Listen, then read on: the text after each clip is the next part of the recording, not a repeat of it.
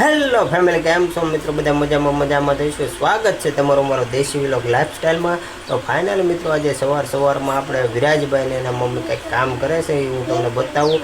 એની પહેલાં હું તમને કહી દઉં કે આપણે ઘણા સમય પછી આજ વ્લોગની શરૂઆત કરી છે. તો મિત્રો, તમારો સપોર્ટ થોડોક આપતા રહેજો મિત્રો. અને તો અત્યારે વિરાજભાઈને એના મમ્મી લસણ ફોલે હું તમને બતાવું, ને શેની માટે ફોલે છે એ પણ હું તમને વિડીયોમાં આગળ કહી દઉં.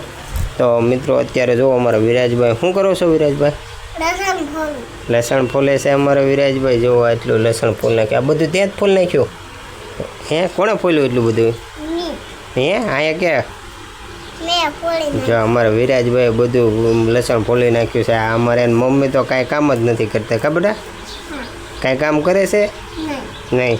તો ફાઇનલી મિત્રો, આ લસણ જે ફોલાઈ રહ્યું છે, લસણ ફોલવાનું કારણ એ છે કે ચોમાસામાં જો વાસેટી આવે અને વાસેટીની ભાજી ન ખાધી હોય તો કાંઈ ન કહેવાય. તો મિત્રો, આજે અમારે વાસેટીની ભાજી બનાવવાની છે. તો આગળ વિડીયોમાં હું તમને બતાવીશ કે કેવી રીતે આપણે વાસેટીની ભાજી બને. તો મિત્રો, કન્ટિન્યુ મિત્રો આપણે વિડીયોમાં બને રહેજો, એટલે હું તમને આગળ આપણે રેસીપી બતાવીશ ને કેવી રીતે બને એ હું તમને બતાવીશ. હાલશે ને? હા, તો સૌથી પહેલાં મિત્રો, જો આવી રીતે આપણે લસણ છે ને એને આવી રીતે થોડુંક આખું પાખું આવી રીતે આપણે ખાંડી લેવાનું છે. મિત્રો, આપણું લસણ હવે આખું પાખું છે એ ખાંડીને આપણે થઈ ગયું છે તૈયાર. જો આવી રીતે મિત્રો, તમે આખું પાખું લસણ હોય ને એને ખાંડી લેવાનું છે. તો ફાઇનલી મિત્રો, જે આપણે આ વાસેટી છે, જે વાસેટીના ફૂલ છે એ આપણે જો આવી રીતે વીણીને આપણે લાવી નાખ્યા હતા.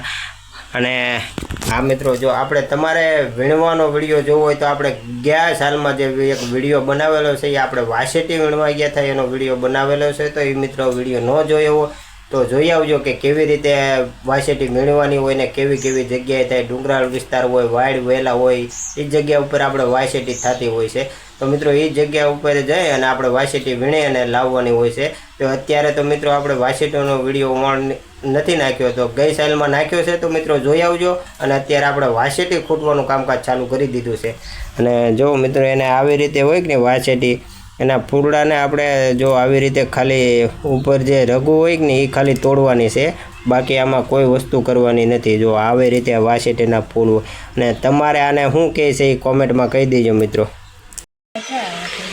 તો મિત્રો, આપણે વાસેટી બનાવતા પહેલાં જે આપણે ફૂરડા હોય એને આવી રીતે પાણીમાં આપણે ચોખ્ખા પાણીમાં ધોઈ લેવાના છે. અને આવી રીતે બીજા વાસણમાં આપણે કાઢી લેવાના છે.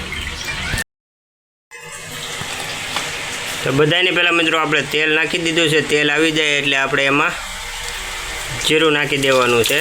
તો જીરું જો આવી રીતે તડતડ થાય અને ફૂટી જાય પછી એમાં આપણે હિંગ નાખી દેવાની છે. હિંગ નાખીને પછી આપણે એમાં જે લસણ આખું પાખું કાઢ્યું હતું ને એ લસણ નાખી દેવાનું છે. જો આવી રીતે મિત્રો, પછી એને આપણે સમસે આવી રીતે થોડીક વાર હલાવી નાખવાનું છે. મિત્રો, લસણને થોડી વાર આવી રીતે સળવા દે ને સળી જાય એટલે પછી આપણે જે એમાં વાસેટીની ભાજી હતી એ વાસેટીની ભાજી આવી રીતે આમાં નાખી દેવાની છે.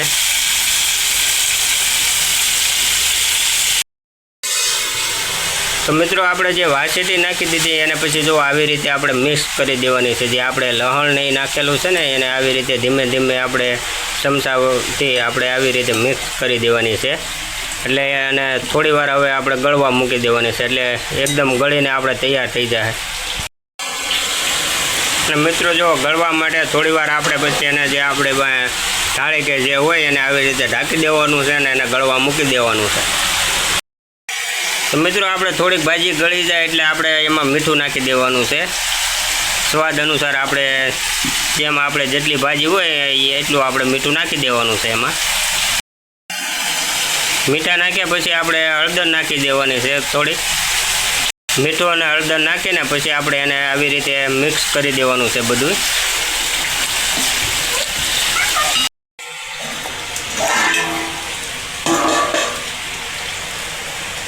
તો ફાઇનલ મિત્રો, આપણે થોડી વાર એને 5-6 મિનિટ ગળવા દઈને આપણે જોઈ લેવાનું છે. આપણે જે આપણે ઢાંકેલું વાસણ હોય ઉતારીને જોઈ લેવાનું. જો આવી રીતે મિત્રો આપણે એકદમ ગળીને થઈ ગઈ છે તૈયાર.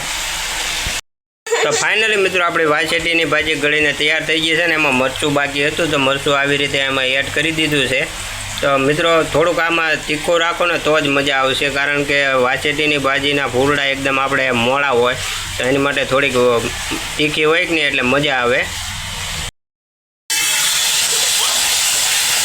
તો ફાઇનલી મિત્રો આપણે જે મરચું નાખ્યા પછી જો આવી રીતે એને આપણે હલાવીને એકદમ બરોબર મિક્સ કરી લેવાનું છે, કારણ કે મરચાં નાખ્યા પછી એને બરોબર મિક્સ કરો એટલે આપણે પૂરી બધી ભાજીમાં આપણે મિક્સ થઈ જાય જો આવી રીતે.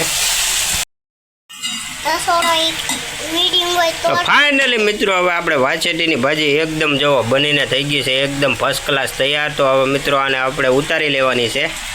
હાલો મિત્રો હવે આને ઉતારી લઈએ આપણે. જો આવી રીતે આપણે એકદમ તૈયાર થઈ ગઈ છે.